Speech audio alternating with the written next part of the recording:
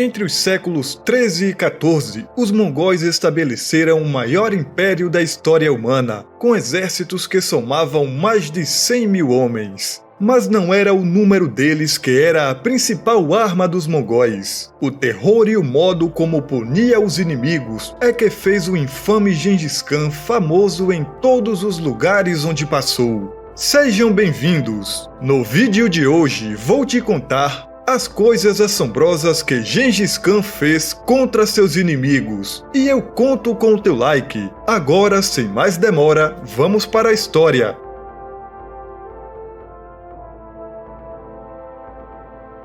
Mesmo antes da ascensão de Gengis Khan à liderança de todas as tribos mongóis, a sociedade mongol era brutal. Como os vikings do outro lado do globo, os mongóis eram frequentemente conhecidos pelas mortes de seus parentes, especialmente quando se tratava da classe dominante ou daqueles que queriam governar. A eliminação de todas as outras linhagens da família garantia que seus filhos herdassem suas posições e poder. O nome verdadeiro de Gengis era Temujin, que significa forte como ferro. Como um líder, Temujin precisava ser feito de ferro para sobreviver. Temujin tirou a vida da primeira pessoa aos 14 anos, e esse era o seu meio-irmão. Muitas histórias sobre este episódio contam que o meio-irmão mais velho de Gengis, Beter, roubou um peixe que ele pescou para a refeição da noite e comeu tudo sozinho, recusando-se a compartilhar com sua família. Logo depois, Temujin secretamente seguiu Beter, esperando que ele ficasse sozinho, e então atirou nele com um dos famosos arcos mongóis curvados. Outra versão da história acrescenta que Beter, como o irmão mais velho, começou a dar ordens às pessoas, e isso causou ressentimento por parte de Temujin e seu irmão mais novo Kassar. Pode ou não ter havido comida envolvida, mas nesta versão, Temujin simplesmente usou a ganância de Beter como uma desculpa para matá-lo e assumir o controle do próprio clã.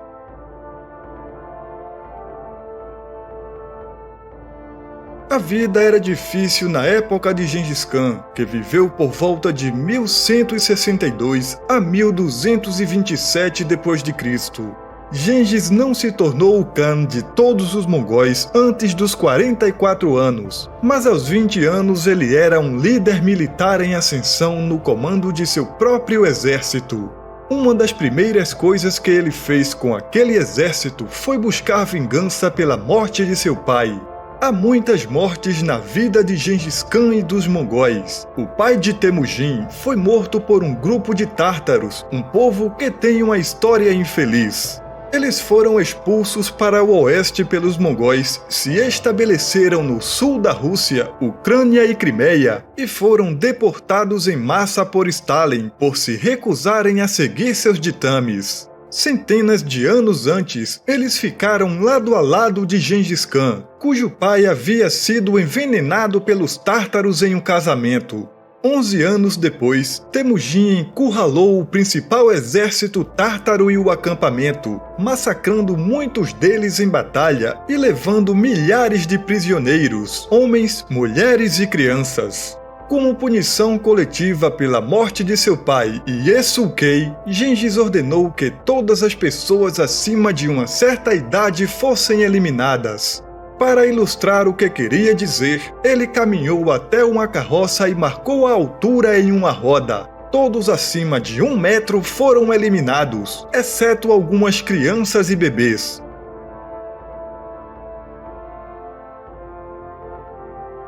Costumava haver pirâmides na China.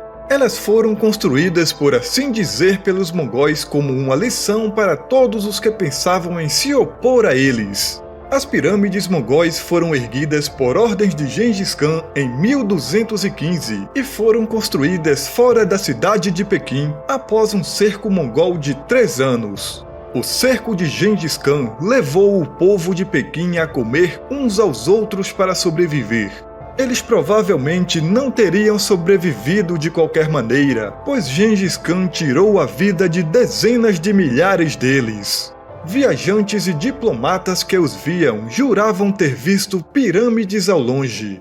Eram de fato pirâmides de crânios humanos, talvez com 15 metros de altura, e havia muitas pirâmides. Durante a vida de Gengis Khan e depois que os mongóis seguiram um padrão regular, ao se aproximar de uma cidade inimiga, eles enviavam uma oferta junto com um aviso que essencialmente dizia: rendam-se e vocês sairão ilesos. Resistam e nós vamos exterminar todos vocês.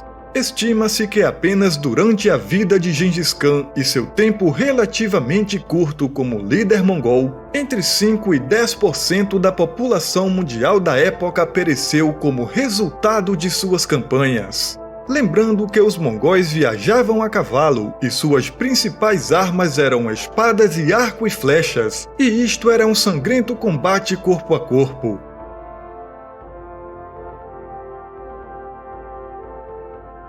O casamento entre os mongóis governantes e seus aliados e inimigos das estepes era muito semelhante ao que ocorria na Europa medieval.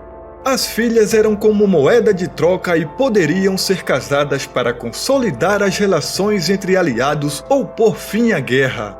No caso das filhas de Gengis Khan, elas poderiam encerrar uma dinastia e começar outra. Para se casar, a família do grande Khan conferia prestígio e poder ao noivo e à família.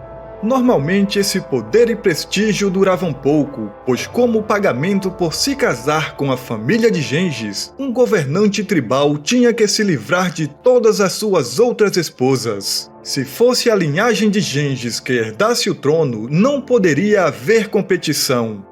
O noivo era então promovido a alto comando nas linhas de frente, onde quase todos foram mortos. Então quem governaria até que seus filhos tivessem idade suficiente seriam as filhas de Gengis Khan. A cada morte, o império de Gengis Khan se expandia e ninguém tinha qualquer vislumbre de que suas filhas recebiam ordens.